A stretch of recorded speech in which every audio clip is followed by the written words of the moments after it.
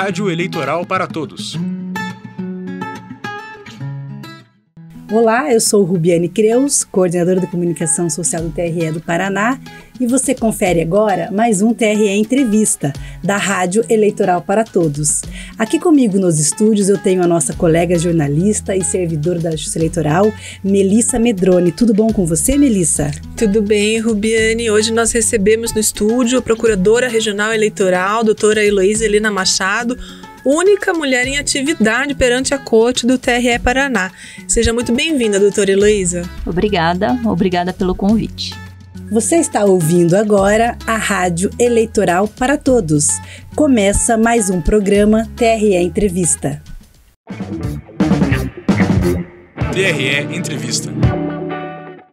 A web rádio da Justiça Eleitoral pode ser acessada no canal do TRE Paraná no YouTube, no Spotify e nas redes sociais. Se você tem alguma sugestão de pauta, envie para nós no e-mail ascom@tre-pr.jus.br. Doutora Heloísa, qual é o papel do Ministério Público Eleitoral, em especial neste ano que nós teremos eleições municipais? Rubiane, o papel do Ministério Público como um todo é verificar a legalidade de atos que estão sendo feitos por gestores, pela população toda, e levar ao conhecimento da população como as coisas devem ocorrer, qual a forma legal de se fazer, né, a política pública. No ano eleitoral, o Ministério Público existe uma parte do Ministério Público que cuida especificamente das eleições, que se chama o promotor ou a promotora eleitoral. Isto é, em cada zona eleitoral do estado tem um promotor eleitoral que atua perante o juiz eleitoral, o juízo. E nessas eleições municipais, a atuação do Ministério Público, através desse promotor e dessa promotora, é muito grande.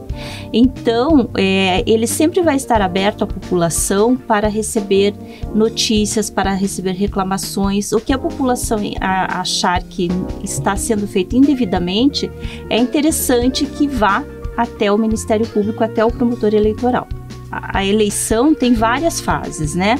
Então, o Ministério Público Eleitoral acompanha todas as fases, desde o registro da candidatura até lá no final, depois de eleitos, depois de diplomados. O Ministério Público acompanha todas as prestações de contas, então é um acompanhamento desde o início até o finalzinho da eleição, até o último processo tem um promotor eleitoral atuando. E como que a população pode contribuir nessa fiscalização do processo eleitoral? Então, sempre que a população acreditar que está sendo feita alguma coisa indevidamente ou que não lhe parece muito correta a maneira como um candidato está fazendo a sua propaganda, como está abordando o seu eleitorado, é importante que a população, que o cidadão, vá até o Ministério Público e leve essa notícia. Quando eu digo vá, ele pode realmente ir até a promotoria e falar com o promotor ou com a promotora, ou ele pode usar um dos canais de comunicação que estão disponíveis nas páginas do Ministério Público, que são endereços, links para oferecimento de denúncias e reclamações. Por exemplo, na página do Ministério Público Federal, tem um link que se chama, eu vou dizer aqui, depois a gente pode repetir com mais calma. É www.mpf.mp.br/mpf serviços. Entrando nessa página, ele vai conseguir fazer a sua reclamação, dar a sua notícia, dizer o que lhe incomoda nesse aspecto eleitoral, o que ele pode, né, dizer, olha, eu não gostei da maneira como um candidato me abordou, eu acho que aquele candidato está fazendo alguma coisa errada, tem uma propaganda que me incomoda. Ele pode levar todo tipo de notícias.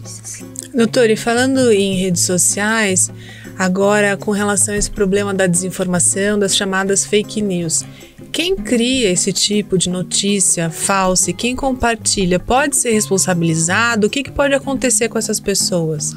Sim, podem e vão ser responsabilizados, isso com certeza. Veja, até as eleições de 2018 são um marco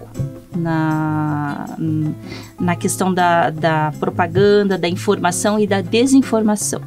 Até as eleições de 2016, a discussão estava muito relacionada com liberdade de expressão, com honra à imagem do candidato. Isto é, aquele candidato que se sentia ofendido, injuriado, que são os famosos crimes, né, de injúria e difamação que as pessoas falam, crimes contra a honra. A partir de 2018, isso se estendeu de uma maneira, por meio das redes sociais, de os ataques serem feitos não só de candidato a candidato, mas a toda uma estrutura. Inclusive a própria Justiça Eleitoral sofreu esse tipo de ataque. Então, a pessoa tem a liberdade de expressão garantida na Constituição, e ela pode usar isso e deve usar para se expressar. Agora, a partir do momento que ela fala uma inverdade, notícias sabidamente falsas, que ela quer transformar aquilo para trazer um apoio para a sua candidatura, isso pode sim ser penalizado, tá? Existem diversas maneiras, diversos âmbitos de penalização, inclusive se for de um candidato contra o outro, permanecem aqueles crimes do Código Eleitoral: calúnia, difamação, injúria. Se houver abuso desse meio de comunicação, ele pode sofrer até uma penalização de perda de mandato. Então, é muito grave mesmo. Então, é muito bom que as pessoas utilizem da sua liberdade de expressão, utilizem todos os meios disponíveis à sua campanha, mas não façam com notícias que não são verdadeiras. E, doutora, a senhora é a favor de uma tutela inibitória no caso de desinformação? Ou é isso um risco muito alto para a liberdade de opinião? É um risco muito alto. É aquilo que eu falei na pergunta anterior que você me fez. Eu acredito que nós tenhamos meios de punir severamente, até, como eu falei, com perda de mandato, se ficar comprovado, né, que o candidato usou desses meios que não deveria. Agora, não podemos cercear a liberdade de expressão, e isso, infelizmente, é de pessoa para pessoa a conscientização dos candidatos. Temos meios hoje que antigamente os políticos não tinham. Então é muito mais fácil você chegar ao seu eleitorado. É muito mais fácil você levar as suas ideias. Então aproveite isso. Aproveite, dissemine suas ideias, dissemine seus projetos, mostre quem você é, mostre sua cara. Isso é completamente possível, é muito bom para a população. Então, e a partir do momento que tivéssemos uma inibição desses meios, inibiríamos também esse candidato proativo, esse candidato que está levando seus projetos. Então não podemos. A liberdade de expressão tem que ser igual para todos, e aqueles que fizerem abuso dos meios de comunicação e disseminação de desinformação vão ser punidos. Doutora, e com relação a essas ações afirmativas, outra questão que a gente tem nas eleições é com relação às candidaturas de mulheres. Existe uma previsão de uma quantidade mínima que deve ser de candidatas do sexo feminino, e isso nem sempre é cumprido, são as chamadas candidaturas laranjas. Como que isso pode ser também evitado, combatido, e como que a Justiça Eleitoral aborda esse tema? Então, Melissa, a questão das cotas, ela pode ser debatida sob dois enfoques: o enfoque ideológico e o enfoque legislativo. O enfoque ideológico é aquele debate que a gente tem: será que as cotas são necessárias? Será que elas são justas? Que tipo de cotas que é o melhor? Essas cotas para as eleições atingem a sua finalidade ou não? Então isso tudo fica no âmbito dos estudiosos, né? No âmbito do acadêmico, e nós vamos contribuindo. Para o Tribunal Regional Eleitoral, para os aplicadores da lei, o que nos interessa é o enfoque legislativo. Isto é, desde 2009 a legislação prevê o que a gente costuma chamar de cotas para mulheres. Na verdade é uma cota de gênero, que 30% tem que ser reservado para cada gênero. Então, costumamos chamar de cotas para as mulheres. Desde 2009, essa lei está em vigor, e até hoje a gente está aqui discutindo.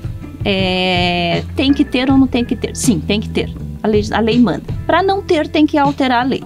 Enquanto a lei tiver essa redação, tem que ter cotas para as mulheres. O que acontece é que, assim, parece ainda que é um favor que os partidos fazem.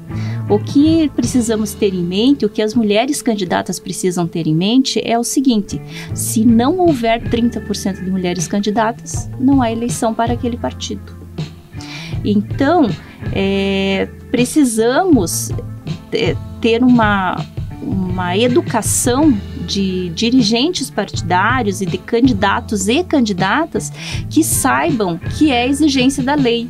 Doutora, e como incentivar essa mulher que está nos ouvindo, nos assistindo? O primeiro passo que eu acredito, ela tenha que se identificar com algum partido.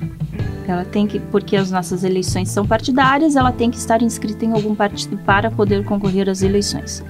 Então, se identificando com a ideologia partidária, ela que comece a frequentar as reuniões dos partidos, vai lá, procura na internet qual que é o endereço desse partido, qual que é o diretório mais próximo da minha casa, procura saber, procura ouvir desse partido. A partir do momento que ela se dispõe a isso, certamente ela vai, se ela tem boas ideias, se ela tem vontade de falar, aos pouquinhos ela vai conseguindo. E se eu não me engano, a Universidade Federal do Paraná tem um projeto que é de, para e por mulheres, que incentiva muito esse tipo de ação, de como que as mulheres devem fazer justamente para chegar lá, né? Então eu acredito que aqui no Paraná, pelo menos, esse caminho seria um bom caminho, procurar esse projeto da UFPR. Que bom, fica essa dica então da doutora. Doutora Heloísa, estamos nos encaminhando para o final do programa. A senhora gostaria de deixar algum recado para quem está nos ouvindo, nos assistindo, de importante, que possa ser compartilhado com os nossos colegas? Acredito até que eu já falei. Eu acho que o que eu posso dizer para os candidatos: aproveitem todos os meios de comunicação, aproveitem todas as redes sociais, mas aproveitem para fazer uma campanha, para mostrarem quem são. Não fiquem preocupados com o que o seu inimigo, o seu concorrente político está fazendo. Preocupe-se em levar à população o seu projeto, a sua plataforma. Isso vai ser um diferencial para as eleições de 2020, eu acredito. Doutora Heloísa, muito obrigada pela sua presença aqui hoje. As próximas novidades da Rádio Eleitoral para Todos você acompanha nas páginas oficiais do TRE Paraná, no Spotify, no YouTube e nas redes sociais. Fique de olho, curta, siga e compartilhe a boa informação. Até a próxima edição. Tchau!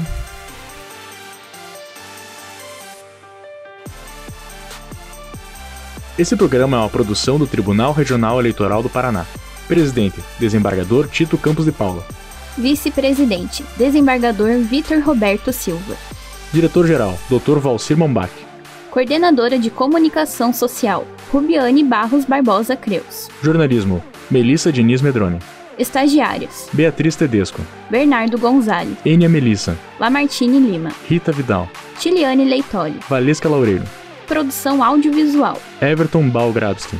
Elizabeth Silvia Petrorossi. Identidade visual, Simone Rimbecker.